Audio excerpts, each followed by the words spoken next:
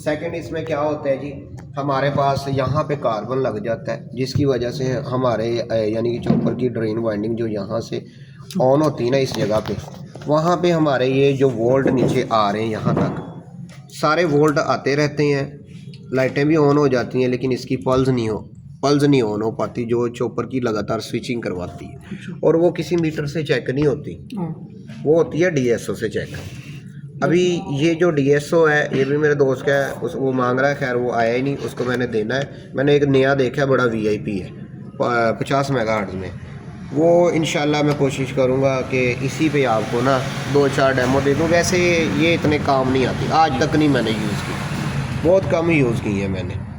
तो यहाँ पे ना हमें आईसी पे अगर चेक करते हैं हमें मसाला, ये इसका टेस्टिंग पॉइंट है पिन नंबर 2, यहाँ पे पिन नंबर 1 है ground, pin number 2 15 volt, pin number 3 फिर ग्राउंड, और पिन नंबर 4 जो इसकी आउटपुट ड्रेन होती है। यहाँ पे मसाला है, हम इसको ऐसे करके चेक कर लेते हैं, ये कंटिन्यूटी पे है, यहाँ पे पिन नंबर 1 है और यहाँ पे पिन नंबर ये 3 है, ठीक है, बोल रही है। ये दोनों ग्राउंड होती हैं पिन, एक मेन की ग्राउंड है, एक जो हमारी स्विचिंग की ग्राउंड है। तो आप इन चीज़ों को छोड़े, सीधी बात है, एक सिर्फ देखनी है, अगर आईसी पे 15 वोल्ट आ रहे हैं जी तो फिर समझो आईसी और चॉपर ठीक है। हाँ, आईसी की सिर्फ टेस्टिंग पॉइंट देखना, output pin number 2, pin number 2 यहाँ पे 15 वोल्ट आता है। अच्छा। यहाँ पे उस दिन मैंने जो इस यही किट पे हम देख रहे थे, यहाँ पे 8 9 10 11 12, फिर 8 9 10 11 12, फिर ये वाले जो 2 डायोड है ना ये वाले लगे, ये बिल्कुल सही बोल रहे थे, लेकिन दूसरी किट के साथ मुवाजना करके चेक किए तो इनकी डायोड रीडिंग अलग आ रही थी, और ये दोनों एक दूसरे के पैरेलल में लगे हैं। तो अगर एक पे मतलब कोई मसला आ रहा है ना तो दोनों में मसला आएगा, क्योंकि दोनों की टांगें एक दूसरे के साथ लगी हुई हैं। तो फिर दोनों चेंज किए थे, यही किट के किए हैं, दूसरी किट के किए हैं जो आपके पास है, उसमें आप देख भी ले, ये दोनों चेंज किए। तो यहाँ पे वोल्ट नहीं पूरे बन रहे थे, वोल्ट आ रहे थे पूरे नहीं बन रहे थे। तो जारी बात, अगर वोल्ट आ रहे हैं ना फिर भी ये दोनों सही हैं, अगर कम आ रहे हैं तो फिर इसके इर्द गिर्द कोई रजिस्टर, कोई डायोड, कोई शार्टेज, कोई चीज़ तो हो सकती है। उसमें यहाँ भी ख़राब था, ये डायोड भी ख़राब था, हल्का सा लीकेज था, तो ये बदला, फिर कैपेसिटर बदला, फिर जाके ये बदले, फिर चली, फिर उसके बाद लाइटें नहीं चल रही थी। लाइटों के लिए यहाँ पे अगर देखें आप 1 2 और 3, ये 2 की रजिस्टर लगी हुई हैं, 1 2 और 3, तो ये इस तरफ ऐसे इसको यानी कि जो अपने तरफ से वोल्टेज गुजार के रजिस्टर्स को ऑन करती हैं, तो ये भी ख़राब थी। फिर तीनों ये रजिस्टर चेंज की, फिर जाके लाइटें चली। अच्छा सर, ये एक और मसला, ये मेन आईसी से जो 3 लाइट ऑन, ये मेन आईसी से ऑन होते हैं या इस आईसी से? ये वाली ये लाइट जो है, लाइट ये वाली ये इस आईसी से ऑन होती है हमारी। ये मैंने उठा लिया, फिर भी हमारा लाइट ऑन हो रहे थे। तो फिर हामिद ने मुझे किट दिया था कि इसके लाइट ऑन करो, कुछ भी नहीं था उससे, तो मैंने सब कुछ लगा दिया, ये कंप्यूटर आईसी भी लगा दिया, लेकिन हमारे लाइट ऑन नहीं होते। इसमें मैं आईसी नहीं था उसमें, इसमें नहीं, ये मेन आईसी के बिना भी ऑन होती है। बेसिकली यहाँ से जो हमारा आ रहा है ना ये एसी लिंक, डीसी लिंक, तो इस पे यहाँ पे जो 2.3 या 3.9 वोल्ट आते हैं ना, जितने भी इधर आते हैं, उसी से ये आउटपुट्स निकलती हैं। लेकिन ये पॉसिबिलिटी है कि ये वाले हमारे जो 2003 से ऑन हो, इसका डायग्राम नहीं है। अगर हमारे पास होगा तो मैं इसको सारा आपको बता दूंगा। प्रिंट से ट्रेस है, तो ये तकरीबन आईसी की पहली 3 पिनों के प्रिंट लाइटें पे आ रही है, न्यूट्रल, फिर वो इसका ग्राउंड होता होगा, ये ग्राउंड मेन आईसी से आ रहा होगा। मैंने प्रॉब इधर लगाया एक और एक पॉजिटिव पे लगाया, तो हमारा लाइट ऑन हुआ, मतलब इधर से इधर लगाया और एक उधर लगाया, बिल्कुल। ये 3 फिर ग्राउंड इधर से आ रही है, फर्स्ट 3 जो है ना ये इसके नेगेटिव है, ग्राउंड इधर से आ रही है। यहाँ पे अभी तकरीबन 3 पिन है ये वाली, नेगेटिव खड़ा हुआ ये अभी सर्किट में लगा हुआ, तो फिर नहीं जल रहा था, हमने चेक किया। पॉजिटिव इसकी वो साइड है, दूसरी उस साइड लाइट की पॉजिटिव, ये वाली जल गया नहीं, ये इसकी दूसरी थी जिस पे जल रही थी नहीं, उस सर्किट में आईसी लगा था तो इसलिए वो नहीं कर रहा था। हाँ, मेन आईसी लगा हुआ जिसमें आईसी लगा हुआ था उस पे नहीं जल रहा। अच्छा खैर यार, इतनी बारीकियों में ना आप जाएं, छोड़ें इतनी बारीकियों को, आप सीधी सीधी बात समझें। यहाँ पे जो फॉल्ट है इस किट में मैं डाल के आपको दूंगा, साथ साथ आपको ब्रीफ करूँगा, साथ साथ ही आपको डायग्राम के साथ ही उसका सारा दिखा देंगे। अब ये वाला जो है ना हमारे पास पिन नंबर 2, यहाँ पे 15 वोल्ट आने चाहिए, इसको अगर हम चेक करेंगे। हाँ इस पे हम चेक करेंगे। मुख्तसर हम इस पे चेक करेंगे। इससे हाँ वोल्ट आ रहा है तो हमारा अब जैसे अब लाइट बंद होगी, आपको अभी दिखाना था, यहाँ पे हमें 2.9 वोल्ट यहाँ पे आने चाहिए, ठीक है, 8 या 9।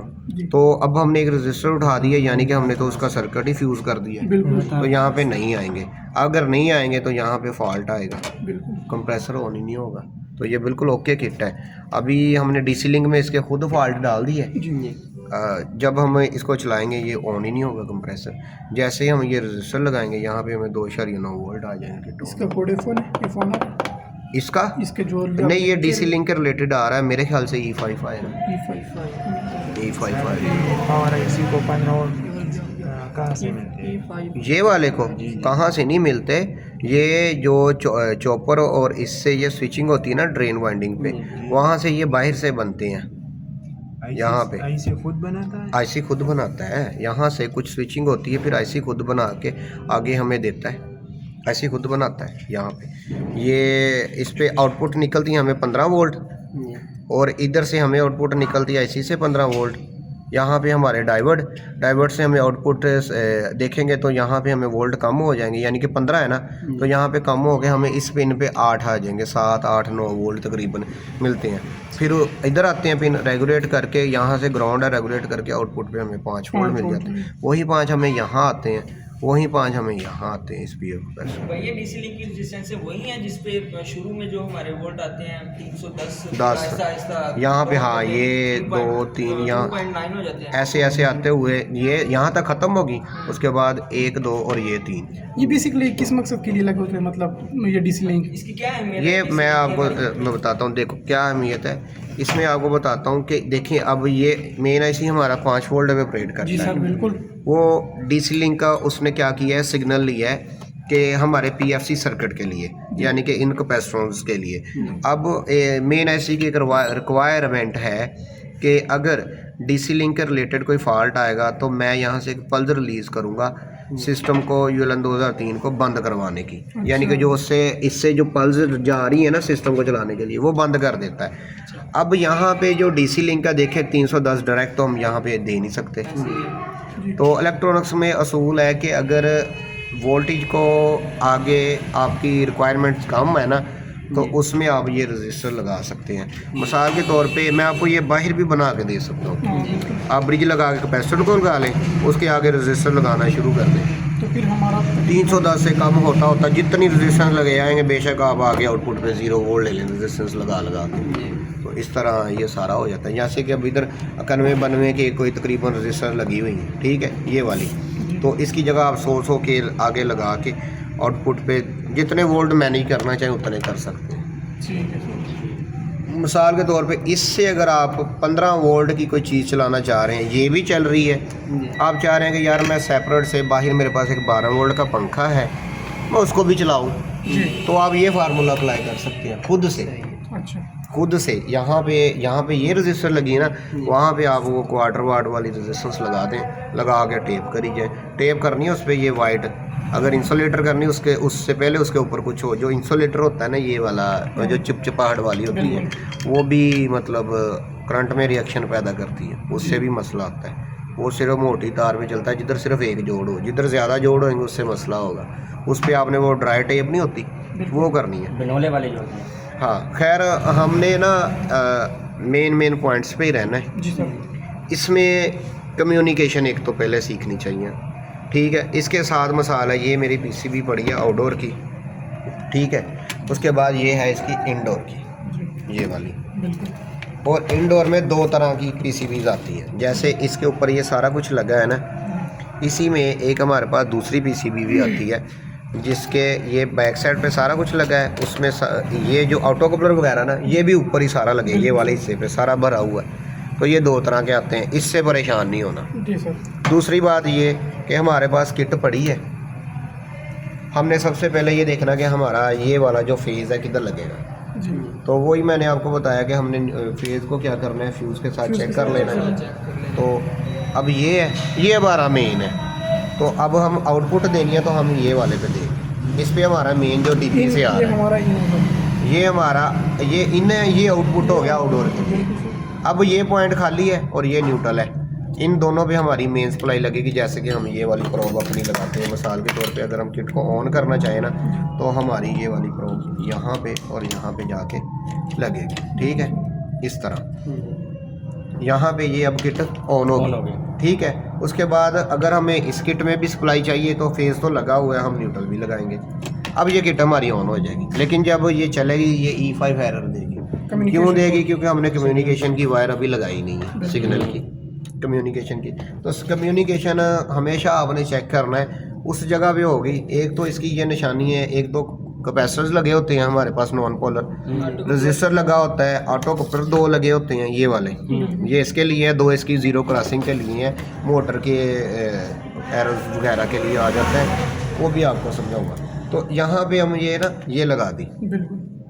अब ये हमारा सर्किट हो गया कंप्लीट, यानी कि इंडोर आउटडोर की हमने कम्युनिकेशन कर दी। ये आपको हर किट की कम से कम करनी आनी चाहिए। उसके बाद हम इसको जब चलाएंगे तो यहाँ पे हमारी लाइटें ऑन हो जाएंगी, कम्युनिकेशन। फिर ये इसकी मोटर है, इंडोर की मोटर। वीडियो बन रही है, इसी वीडियो में चलो हो जाएगी कैसे। अब ये देखो, ये ना इसकी इंडोर की मोटर है। अगर आप इसको टेबल पे चला रहे हैं ना, तो आप इसको ना भी लगाएं तो मसला नहीं है, ठीक है। लेकिन यहाँ पे कुछ ऐसा होता है कि 3 मिनट बाद 4 मिनट बाद इसके इंडोर का ना मोटर का एरर आ जाता है E4। ठीक है। वो कहता है कि भाई यहाँ से मुझे फीडबैक नहीं मिल रहा, मोटर की जो RPM है उसका फीडबैक मेन IC को नहीं जा रहा। मैं जैसा कि मैंने आपको उस दिन भी बताया कि इसके अंदर एक मैग्नेट सेंसर लगा होता है, जब वो घूमता है तो मैग्नेटिक फील्ड बनता है, वो वोल्ट बनने की सूरत में हमारी तीसरी तार से आउटपुट हो गए हमारे MCU तक सिग्नल जाता है। तो वो जब नहीं जाता तो E4 एरर आ जाता है। एक फॉल्ट तो हमें ये हो गया इंडोर का। दूसरे नंबर पे हम देखते हैं कि हमारे पास मोटर है, चला रहे हैं तो बिल्कुल एरर नहीं आ रहा। मैं नहीं किया करता, मैं मोटर चलाता ही नहीं हूँ, अल्ट्रॉन की मोटर नहीं मैंने रखी है। वो इस मामले में रखी है कि अक्सर हमारे पास लोड पे फॉल्ट आ जाते हैं। जी सर। अब लोड पे फॉल्ट को चेक करने के लिए आपको लॉन्ग टर्म यानी कि चीज़ को चलाना पड़ता है जी। मिसाल के तौर पे आप 8-10 मिनट चलाएंगे ना, फिर ही जाकर लोड पे फॉल्ट होता है, लेकिन उससे पहले हमारी मोटर का एरर आ जाता है, तो मोटर हमें लगानी पड़ेगी अगर वो वाला एरर देख लें। उसके अलावा मैं नहीं इसको लगाता। किट में कोई भी फॉल्ट हो, हमें लोग ये सारे लगा के E4 का इस जो पंखा नहीं लगाया, मतलब हाँ E4 एरर आएगा। थोड़ी अलावा अगर हमारा पंखा लगा हुआ भी E4 आ गया, हाँ ये सवाल। उसके अलावा भी आ गया ना, अक्सर ये मैकेनिक लोग यहाँ से जैक तोड़ देते हैं, ये देखो सोल्ड किया हुआ, ठीक है। ये जब लूज हो जाएगा तब भी एरर आएगा। उसके बाद अगर आप इसके प्रिंट देख लें तो यहाँ से हमें न्यूट्रल मिल गया, ये वाला ग्राउंड जा रहा है, ये वाला यहाँ से ग्राउंड, ये वाला हो गया सारा, ये बाहर वाली लाइन। और इसके बाद ये रजिस्टर, ये देखो लगे फीडबैक के लिए, ये वाली साइड पे, तो ये फीडबैक है इस तरह। ये अगर इसको आप ट्रेस होगे, आपको ट्रेस हुए ये इधर ही मिलेगी, ये वाली फीडबैक। अच्छा, बस हम इस लाइन को चेक करेंगे। हाँ, इन लाइनों को चेक करेंगे, इनमें जो 2-3 रजिस्टर लगे वो भी ख़राब हो सकते हैं। यहाँ पे किट में अगर नहीं फॉल्ट, मिसाल है ये किट है आपके पास, इसके पास आपके अलावा एक किट और एक्स्ट्रा पड़ी, आपने जल्दी ये किट पीछे की वो लगाई, किट को चलाया, मोटर चलाई, सारा कुछ ओके है, मतलब किट में फॉल्ट है। नई किट लगा के भी फॉल्ट आ रहा है तो फिर आपकी मोटर में फॉल्ट है। इस तरह भी चेक, हाँ इस तरह भी चेक हो जाती है। उसके अलावा अगर इसमें फॉल्ट हो तो मैं ना आपको मोटर उस दिन मेरे ख्याल आप लोगों को दिखाई थी, इनको नहीं दिखाई थी, तो ये मोटर खोल के ये रिपेयर हो जाती है। AC मोटर 100% रिपेयर हो जाती है, जैसी मर्जी ख़राब हो जाती है। मैं आपको चेक करना, रिपेयर करना सिखा दूँगा, आसान है, इतना कोई मुश्किल नहीं है। वो बस याद करवा देना, एक मोटर खोल के आपको सबको दोबारा क्लास दे दूंगा। तो ये एक चीज़ ये होगी, यानी कि इसके रिलेटेड, इंडोर के रिलेटेड। उसके बाद हम आ जाते हैं इसको, बाकी चीज़ें इसकी छोड़ें, 1-2 दिन तक मैं आपको ना इंडोर सारे पढ़ा दूंगा। तो यहाँ पे आ जाए, यहाँ पे हम देखते हैं कि हमारे पास हम किट को लगाते हैं, बल्ब फुल ग्लो कर रहा है, गुजारी बात है, शार्टेज है। तो शार्टेज में हमारे पास ज़्यादातर IGBT शार्ट होता है, 50 GR भाई 350-400 का आता है, वो मैं 10 मंगवा के रख लेता हूँ, तो ये आम है, यानी कि इसमें फॉल्ट। उसके बाद दूसरा फॉल्ट इसमें F1 आता है, वो हमारा ये जो एरिया है ना, SMPS के आगे जो है, ये प्री DC लिंक इसको बोलते हैं, प्री DC लिंक।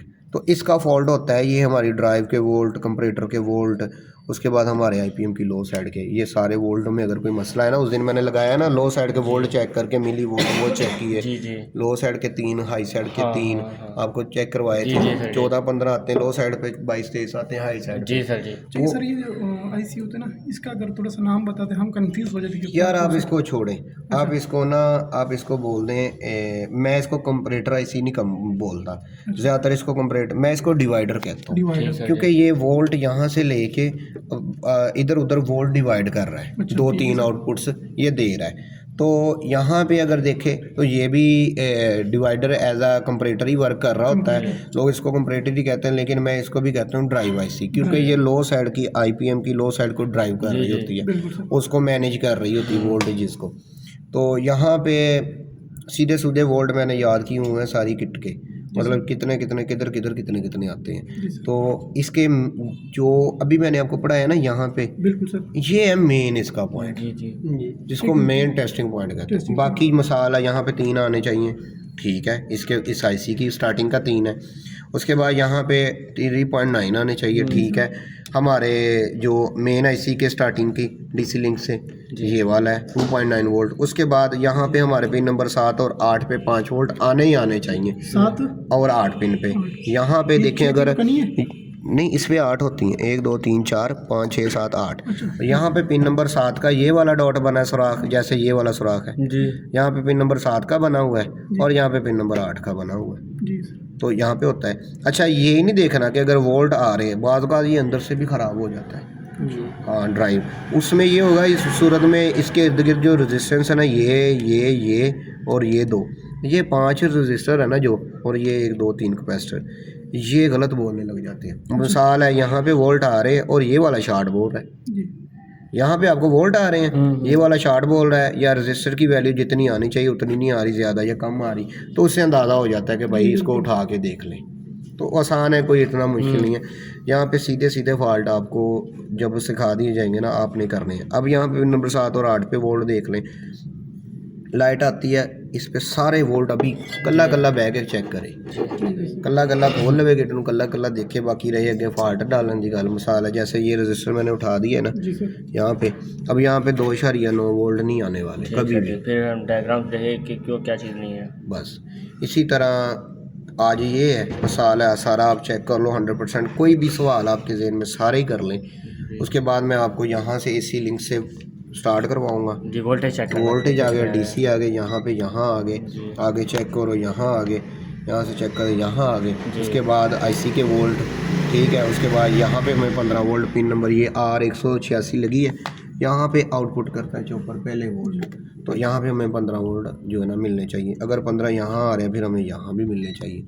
अगर यहाँ आ रहे हैं तो IGBT के ऊपर NPN और PNP 2 ट्रांजिस्टर लगे, वहाँ 15 वोल्ट आने चाहिए। तो पहले ये सारे बड़े बड़े वोल्ट चेक करने ये हो गए। उसके बाद मेन आपके 5 डायग्राम्स है, जो उन 5 में 5 जो है ना आपके वो क्या कहते हो, तो टेस्टिंग पॉइंट, ये टेस्ट पॉइंट ओरिजिनल ये होता है जो मैंने आपको अभी चेक करा के दिखाया। ठीक है सर, ये टेस्ट पॉइंट है। ये नहीं आ रहे, हाँ अगर नहीं आ रहे तो आपके ये 12 रजिस्टर लगे हैं, इनमें से 1 ख़राब है, 2 ख़राब है, 3 ख़राब है, या सारे ही ख़राब है।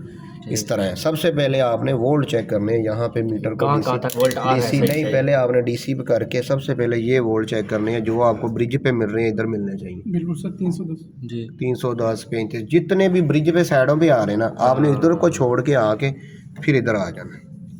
ठीक है, ठीक है सर। यहाँ से ग्राउंड ले लो, शंट से ग्राउंड ले लो, आपके ब्रिज से ग्राउंड ले लो, जिधर से मर्जी ले लो। ठीक है, यहाँ से ले लो, कंप्रेसर से ले लो, ये सबकी एक ही है ग्राउंड है। तो से लेके डीसी लिंक की पहले इधर चेक करें सबसे पहले कि जो हमें ब्रिज पे मिल रहे हैं वो इधर मिल रहे हैं, ये चीज़ें हैं। तो बाज़ का तो होता कुछ यूँ है कि अगर कैपेसिटर ब्रिज तक करंट आ रहा है, कैपेसिटर चार्ज नहीं हो रहे, तो हमारा ये रजिस्टर ख़राब हो जाता है। ये वाइट कलर का शंट रजिस्टर लगा, ये भी ख़राब हो जाता है, ये वाला।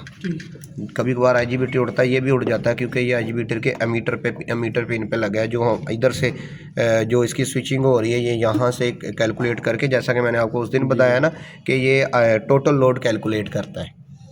तो ये यहाँ से कैलकुलेट करके, यहाँ पे ये 2 रजिस्टर लगे हैं, ये 2 510 ओम की लगी हैं, ये 2 1 ओम की लगी हैं, 1 किलो ओम की, 510 ओम की। उसके बाद ये 2K से कह दिया 5 किलो ओम से लेके यहाँ तक फिर ये आते हैं। जैसे यहाँ से स्टेप डाउन होता आ रहा है ना, यहाँ पे इसके हर्ट्ज और वोल्टेज ड्रॉप होते हुए यहाँ तक सिग्नल आता है कि जो मीटर IGBT गेट ड्राइव सही कर रहा है जी।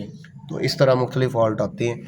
ये अभी लाइट आती है, हम वेट करते हैं तो इस पे ना हम देखते हैं। दूसरा, अभी इस वीडियो बहुत लंबी हो गई है, ये छोटे छोटे टोटे बनाया करो, इन बंद करो।